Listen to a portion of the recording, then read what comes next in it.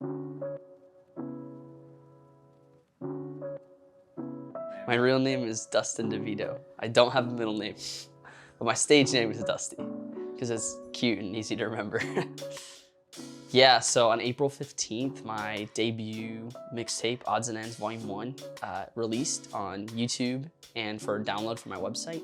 Right now it's just a soft release as I'm trying to get some licensing cleared for the first track, but it's out, so. Yeah, so right now I'm a student at Biola University. I'm an online student. It's in LA, I'm in Gainesville, Florida.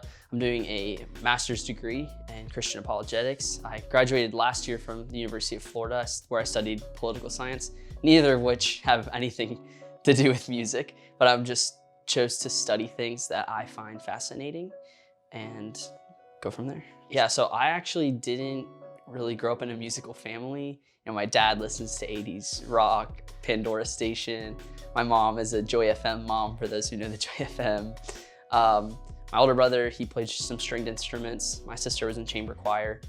But yeah, I didn't really grow up in a musical family. So my taste in music before high school was basically 80s rock and the Joy FM and some punk music sprinkled in. So the reason I started pursuing it was for a few things. So one of the things that happened was I thought when I graduated from the University of Florida that I was going to work for a certain speaking organization, and as that no longer looks like a viable option, I was just thinking about my future and just other kind of routes that I could more seriously consider. And part of it was I just really felt a need to express myself, because I've been always just more of an analytical person. Anyone who knows me personally could affirm that. And this was just a creative outlet that I'd never had and I felt like I needed because of just stuff that had been going on in my life. And I would say the final thing was really just inspiration. I started kind of binging the content archive of Jon Bellion, fall of, I guess, 2020. And then as this spring semester was coming to a close in 2021, I decided that it was something I wanted to do and something that felt like I needed to do. So my style of music, just to be clear, is nothing like 80s rock or Christian radio. I would describe my music style as pop-infused hip-hop or rap with pop undertones, however you want to describe it. I would say the biggest influences on my music are obviously, like I mentioned, Jon Bellion, NF, Kanye West, 21 Pilots, Bruno Mars, Post Malone. Those are probably a solid 6 influences right there. And I really like it that way because they're two different missions. Pop is making music theoretically for the masses, and hip hop can at least be making very specific music. It can be very technical, can be about a very particular topic, and you're not necessarily gonna have as many people into it. You know, it's not pop, it doesn't have as big of a market as pop music, even though obviously there's tons of people who listen to it. So I think the tension there is really cool and something that I like to do.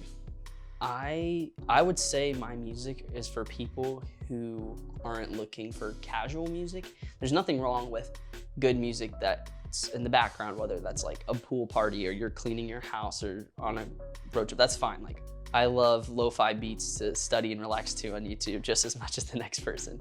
But my music is something that I want people to really listen to and pay attention to what I'm saying, because I am saying something. All music is about the same human emotions, but what sets it apart, what can set your music apart is how well you do that. Are you trying to make a song just to appeal to current trends in the masses? Or are you really being honest about what's going on in your life and telling your own unique spin on those emotions in your own story? And I think that if people really do listen to my music, not just hear it, but actually listen intently, I think there's a lot of people who will be able to relate to the things that I'm saying and appreciate the musicality behind it. I committed to making a project. I made that decision probably towards the end of April. So what happened was the University of Florida, which I was a student at that time there, was doing a round of stimulus. And so you just list how COVID has financially affected you, which it did financially affect me. And so I request money. And I remember thinking, like, if I get money, I could put money towards the equipment and just whatever I would need. And so I wake up one day and check my email, and I got money from the university. And so I decided to take it as a sign. I bought music software. I bought the producer edition of FL Studio because it was cheap and it has a really easy to understand user interface. Bought a MIDI keyboard, a microphone, and then later I would buy reference grade headphones. And so I basically had all I needed to start with like $650 maybe. So the actual decision I made was, once I had started, it was something I felt like I couldn't put down. I talk about night sessions, and that's exactly what it was, where I was a student, I had these responsibilities, but eventually at night I would get to the point where it's like, I want to learn about music, I want to make music. And so I actually have a screenshot on my phone. It was from April 14th of 2021, and I'm texting my friend Christian, and I'm like, hey, did Mikey tell you like the equipment I got today, or that I got last week? And he's like, oh yeah, like, you know, what plans do you have? And I told him, oh, well, I don't really have any set plans right now. And yeah, it was a potential idea. Oh, I might actually make something I would publish. But there was also part of me in the very early parts of it. I was like, oh, maybe I do just make some stuff for fun and show my friends or put it on YouTube. So it's just funny looking back where it's like April 14th last year, I really had no plans. I was considering it. And then you go maybe 2 weeks later, or not even, and I really had decided to make it. And I don't think I really let people know that until some point in the summer, where I was like, yep, I'm gonna make a whole project and I'm gonna take it seriously and I'm gonna get it published and all that. The creative process was a little bit different at different points. So the first chunk of it would have been when I initially got all of this stuff through the end of the summer. And so I was in the summer finishing my degree at the University of Florida. So there were school responsibilities, there's also ministry responsibilities. I was doing a summer discipleship program, and in the spring I was leading a small group. And there's of course other responsibilities too. So really it was doing it at night, and I would just take in all the content I could on YouTube about music production and about hip hop, and then just studying particular artists.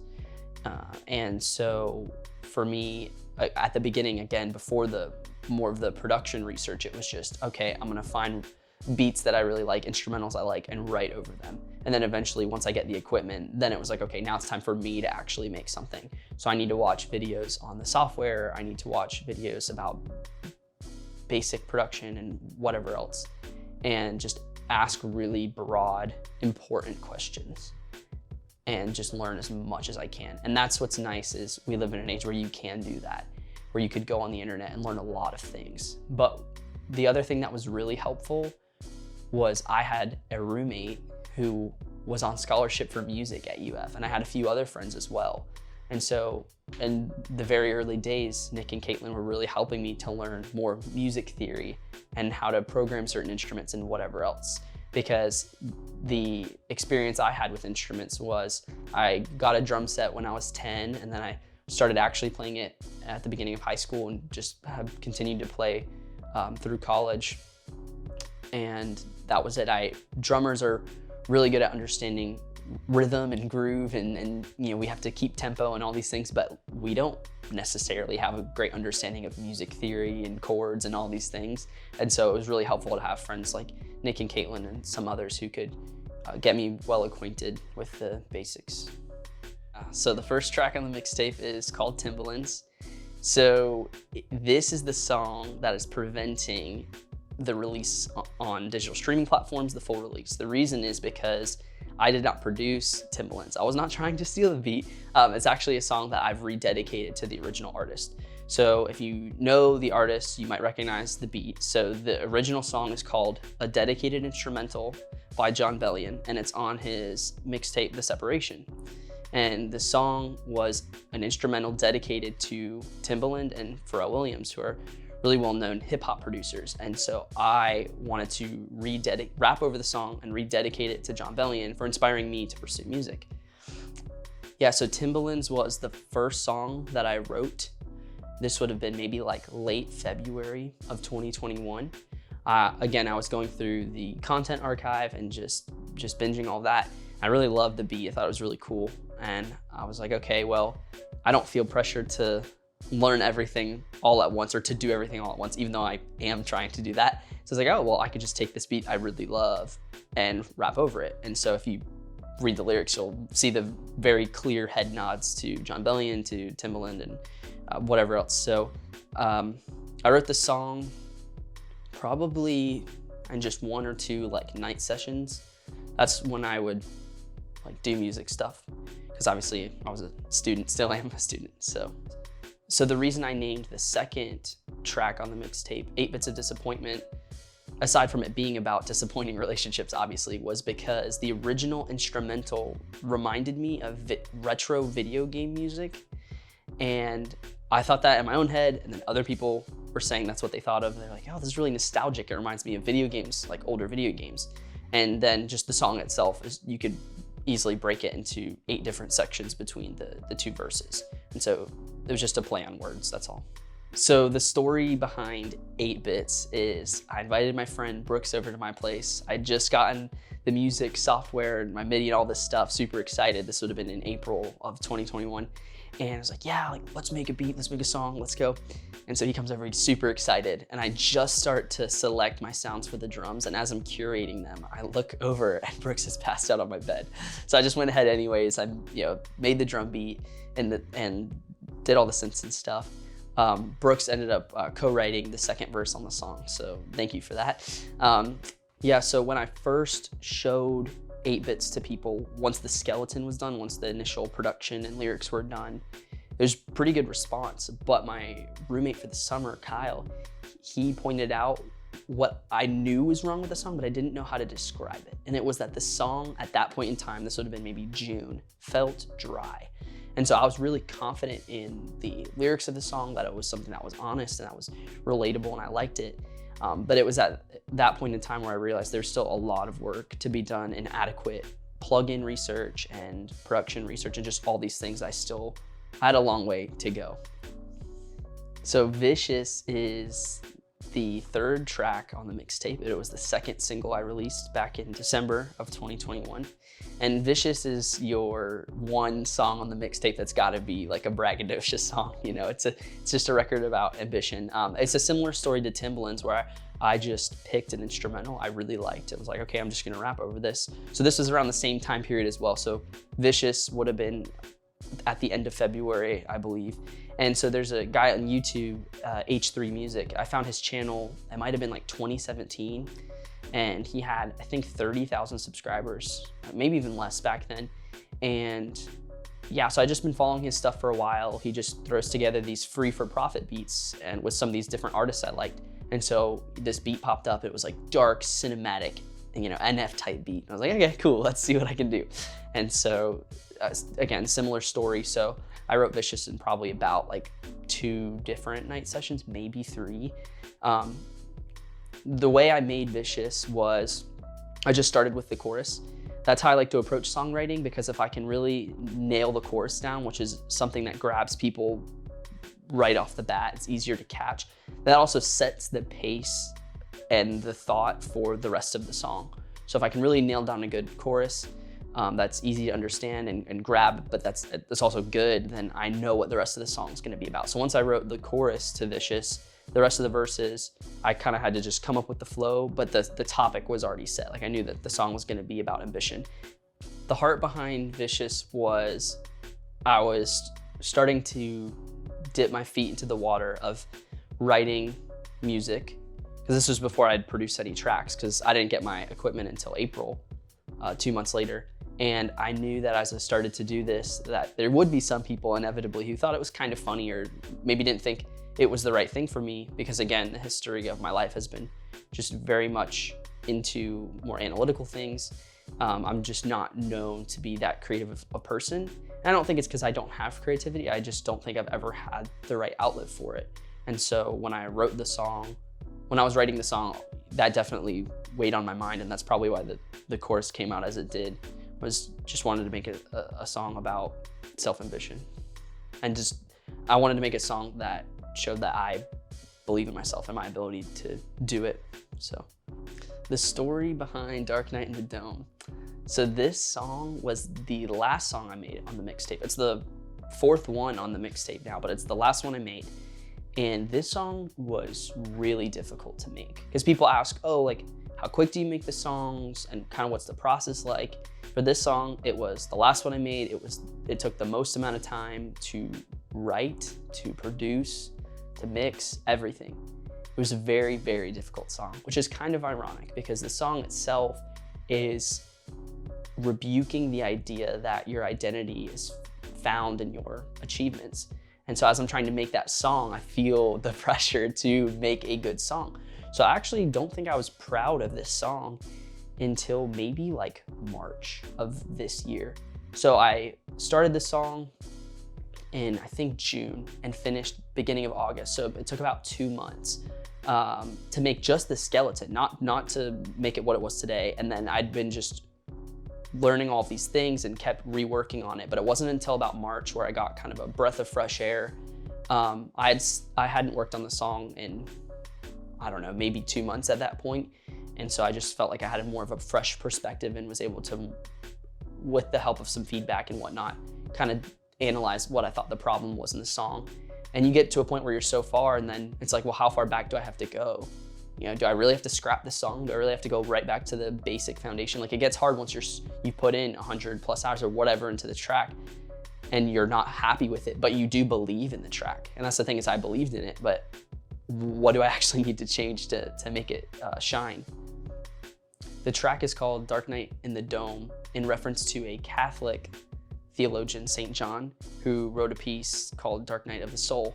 It's about a spiritual, existential crisis. And that's kind of what this song is for me, is it's relaying these different struggles that I've had over maybe the past 1.5 to 2 years of my life.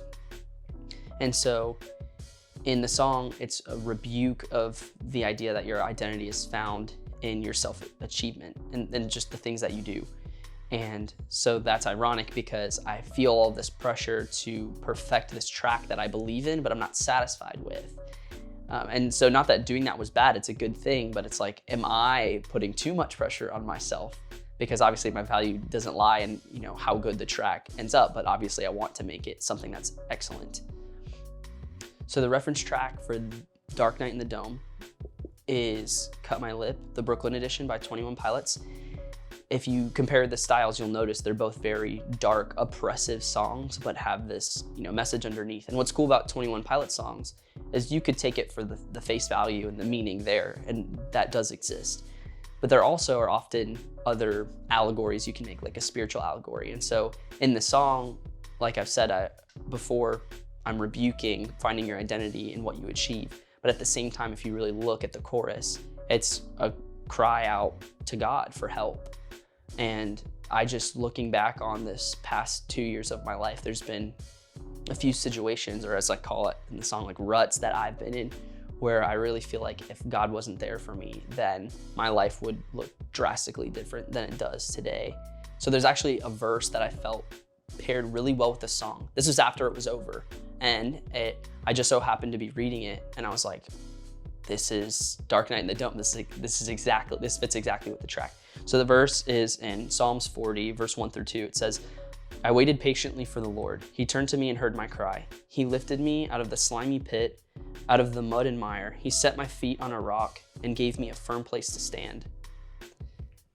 And so as I just had a few different hard experiences coming out the back end of college, I can just really relate to that. Like, I can see how God has gotten me out of those difficult situations, and I really think that without him, my life would not look like it does right now. Yeah, a lot of people were thrown off by Bottle of Green in Dark Night in the Dome. Like, what do you mean? Do you mean Pocket of Green? Are you rebuking this idolatry of wealth or whatever else? Wealth doesn't satisfy you, you know, that cliche, which is true, by the way. But no, it is Bottle of Green for a reason. As you can see, I have a lot of Mountain Dew bottles. So it was actually, yeah, a filler for basically addiction to like stimulation. So when I'm talking about Bottle of Green, obviously it's a nod to Mountain Dew, which is definitely my favorite soda. But more specifically, caffeine addiction. Because through college, there's been times where I'm about to enter a really anxious social situation or just something, and I'm like, okay, well, if I just drink an energy drink, I'll feel like on top of the world. And so I did it. So there's a lot of times I would go to a social function, but beforehand I would drink an energy drink or just bring one with me. You can ask anyone who knew me back then. And I always had one in my hand if I'm going to, a big event or something like that, because I was like, well, this'll carry me. Like, I'll feel alert, I'll feel whatever. So See You When I'm 60, the last song, was the first single that I released. This would have been in November of 2021. This is a really fun record. It's very synth heavy. So this was the second track that I produced. It was the fourth song I made. So I made Timbaland's, then Vicious, then 8-Bits, then See You When I'm 60. So I would have started making See You When I'm 60 probably in mid-May. So at this point, 8-Bits, I think, was all done, the initial skeleton of it. And I'd gotten some J Dilla drum sounds, and I wanted to make just a really snazzy drum loop. And so I'm just sitting in my room for maybe an hour or 2 hours, and I come up with a really cool drum beat. And so I take that home. I was visiting home, and I was like, okay, I'll work on this song later, but I knew I had something. And so I get home, and I'm trying to layer a synth over it, and I end up then discovering the melody for the song. And so I put the synth over it, do, do, do, do, do, do, and then that was it. I just knew that was the melody.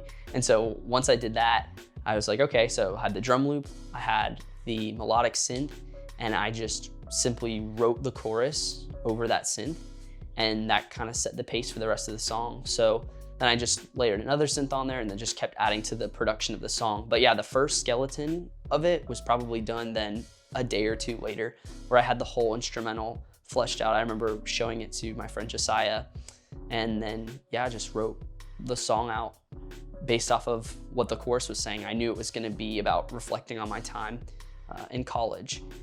The inspiration for the song was my time in college, but specifically my time in the dorms junior year. It was a very healing time for me.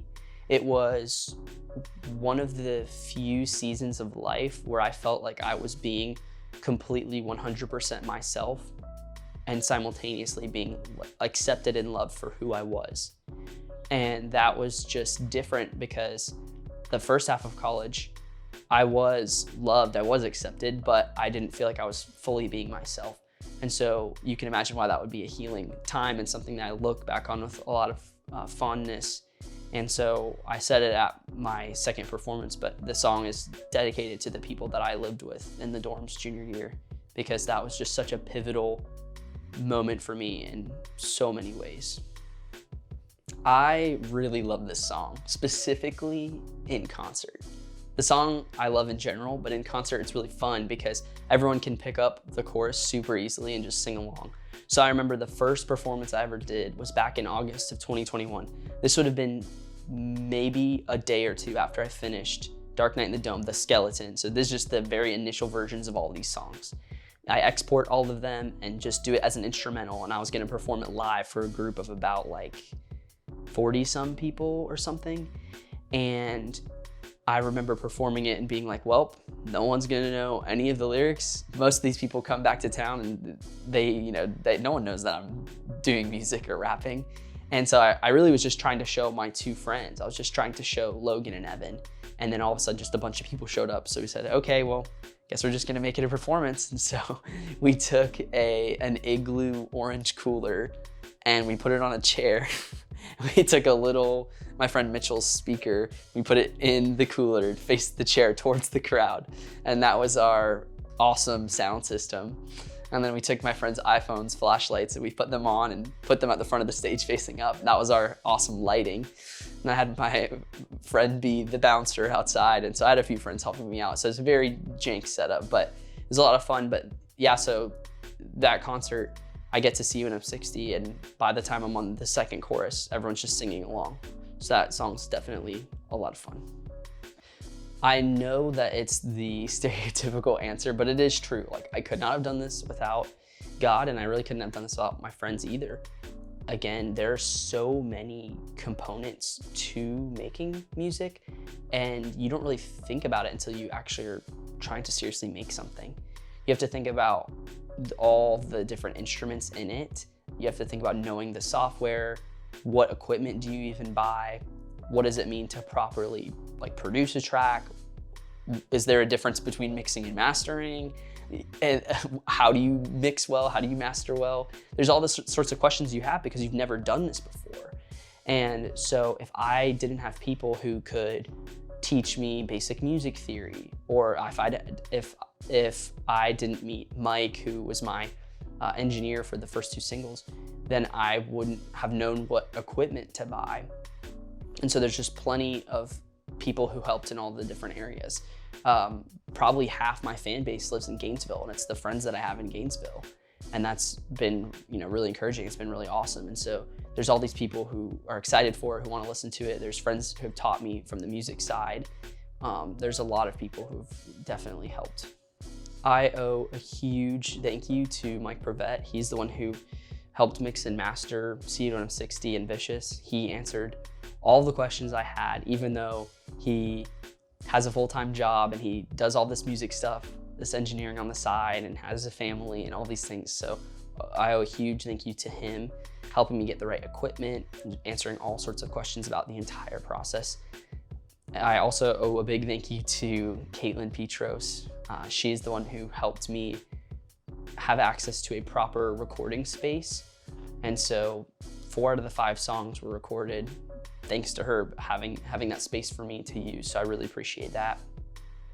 And I also have a friend, Gareth, who really gave solid feedback the whole time. I was constantly sending him the beats as they were in progress in the songs, and Gareth has a really good ear for music and was just able to scientifically tell me, this is what you should take a look at in the track. And Mike did that as well because he's an engineer, so of course he has that perspective. But yeah, there's definitely some ears I was bouncing things off of, and those were probably the most important ears. I also want to thank my friend Mariah. So Mariah is the background vocals in See You When I'm 60. Amazing voice. I had been playing music with Mariah in the church for a while, so I knew she had a great voice. And so I just asked her how she'd feel about trying her hand out at it. Just, hey, I have this song, you could sing the chorus with me and we'll just see how it sounds. Why not try it out? And yeah, it went awesome. Again, she has an amazing voice.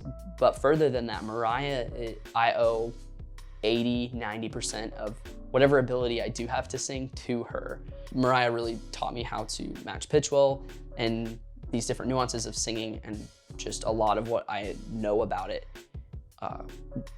A lot of what I know about singing came from her. So she's been a very supportive friend through the entire process. There's a point at which Dark Night in the Dome had melodic singing to it instead of just me speaking it with these filters and such. And so we spent 5 or 6 hours at her house recording that, and she's just helping me, making sure I'm singing it right and whatnot, giving me advice. And then I later end up scrapping that for what it is now. And I remember being like, I have to tell her. So, I call her and let her know. She didn't care at all. She's like, no, whatever. Whatever you think sounds best, like, that's totally fine. She didn't feel like I wasted her time. And so she has been just a joy to be around and really supportive through this whole thing. So I really appreciate that. And also, I can shout out my friend Brooks, like I said, for co-writing the second verse of 8 Bits of Disappointment. So I will be gone at a summer camp for 3 months this summer working there. And when I come back, I'll move home to Sarasota, Florida, and I'll make a little music studio in the house. And that'll be awesome because I can just walk down the hallway and be able to do whatever I want, whether that's practicing like singing or rapping or playing stuff really loud. But my parents are at work, so it's not gonna bother them. And so that'll give me a really, really good space and a lot of opportunity to work on it, especially because your workflow just increases. Your first time doing it, you have to learn everything for the first time and all the basics. But I feel much more confident going into it for a second round because of just how much you're gonna learn the first time going through the entire process. And so in the fall, I'm gonna try to do as many performances as I can. So if you have a a fraternity, if you have a church group, a conference, a festival, whatever, and you want to schedule me for a performance, it's on my website, dustindevito.com. You can find all my social media, and you can contact me for performances, but I'll try to do those as well as I continue to make more music. Fans can support what I'm doing through word of mouth. That really is the biggest thing. So obviously you can go on my website, dustindevito.com, find all my social media, and you can follow me on digital streaming platforms and buy merchandise and subscribe for updates and all of those things. And all of this content will continue to be added there. But the biggest thing is honestly word of mouth. It's like, if you really connect with my music, if you really like it, tell people about it. Especially if they share these influences that I mentioned. You have a friend who's really into Jon Bellion or who's really into 21 Pilots, show him my stuff. He might like it. Like, those are the people who inspired me to make music. So it would make sense if you showed them my stuff and they liked it. If there's different online groups you're a part of, or just group chats with your friends where you share new music or whatever else, or just on social media, sharing the posts that I put out there. So once I actually get the full release of the project, just sharing it on social media is huge because it gets it to an audience of whoever your network, whoever your friends are. Currently, Odds and Ends Volume 1 is out for a soft release. It's out on YouTube, it's out on SoundCloud. You can download it from my website. There's a link to a Dropbox folder with all the songs. The full release, I don't know when it'll come out yet. Here's what the process looks like. Is that first song, Timbaland's, which is sampling Jon Bellion's song, needs clearance. My distributor won't give it to stores, and even if they did, the stores would reject it because they would be able to identify it. Now, I did pitch the song up and add spatial effects, and I did change the track. And it wasn't an attempt to steal it. Obviously, the song was just me rededicating it to him, but I did try to change it a little bit, but that didn't matter. It still got flagged. So what that process looks like now is my project can have a full release and be available on all streaming platforms once I have the rights to release that first song. The way I get the rights is I need permission from Jon. I need the publishing rights from him. Then I go to Universal Music Group and work out the contract. So I'm already in contact with Universal Music Group. They're just waiting on me getting the publishing rights from Jon. Then we can agree on a contract. I can get the licensing requests cleared, and then it can come out. So I will keep everybody updated, obviously, on social media and the website and everything else. But the project cannot have a full release until I get the rights. I don't know when I will get the rights. If anyone watching this somehow knows someone who works either for Visionary Music Group or Beautiful Mind Records, or somehow knows Jon or someone in his circle, whether that's like Mark or Hakeem or whoever else, please contact me. That would be amazing. So to be clear, I love Jon's music. He's the one who inspired me to make music. And I was so excited to make this track. So I would love for him to hear it. And I think he's really going to like the track. And so I'm really hoping for him to hear it and to support it. And the thing is, if he hears it and he likes it and he wants it out, it's going to come out. And I have confidence in that. I think it's just a matter of time.